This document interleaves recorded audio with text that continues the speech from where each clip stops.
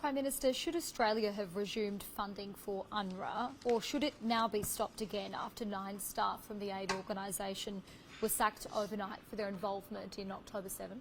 Well, they've taken action. That's the point. UNRWA does vital work.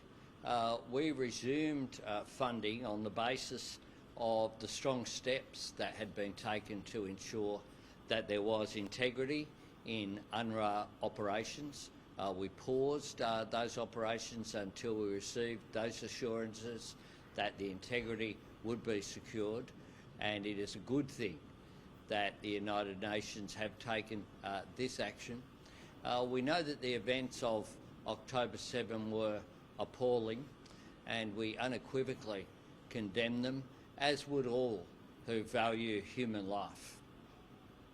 With the raising of the terror threat level, what do you expect ordinary Australians to do?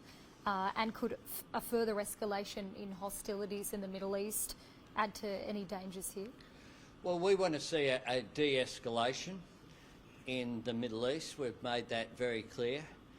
These are dangerous times, and I reiterate my call for Australians who are in Lebanon to come home while commercial flights are available, and reiterate with an exclamation mark that Australians shouldn't continue to travel to Lebanon. This has continued to see Australians travel in recent weeks, in spite of the very clear warnings that are being issued by the Australian government. We want Australians to be safe. The decision made by the Director General and announced yesterday to up the warnings from possible to probable is a sensible move. It's based upon the view that it is more than a 50% chance there will be either a terrorist act or a planned act in the coming year. We know there have been 8 events in recent times that have either been conducted or have been attempted or planned. We know that we need to make sure that we turn down the heat on political debate in this country and on engagement.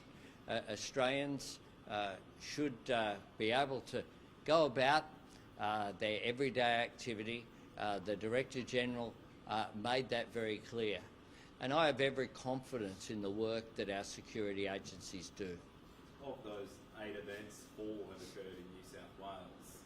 Do you see New South Wales as having a specific problem when it comes to that, or maybe specific challenges it needs to address more than other provinces? No, look, I think this is an issue when we look at the appalling events that happened in Queensland in the Darling Downs. We know that this can happen anywhere. It can happen in a city and urban community. It can also happen in that case, in a rural community. We need to make sure that we're vigilant, that precautions are made. This declaration is an important step in doing that, but we want Australians to continue to go about our activity, and that's important. But it is also important that we continue to take action. We have empowered the E-Safety Commissioner to remove extremist and violent content online. We're requiring platforms to employ measures that prevent the hosting of extremist content. We've brought forward the review of the Online Safety Act, which is important, and we're embarking on that national conversation about age limits for social media.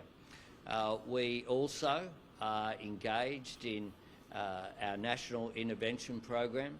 What that does is help individuals disengage from violent extremism, and we established new criminal offences in December last year for possessing violent extremist material online or sharing the material online as well.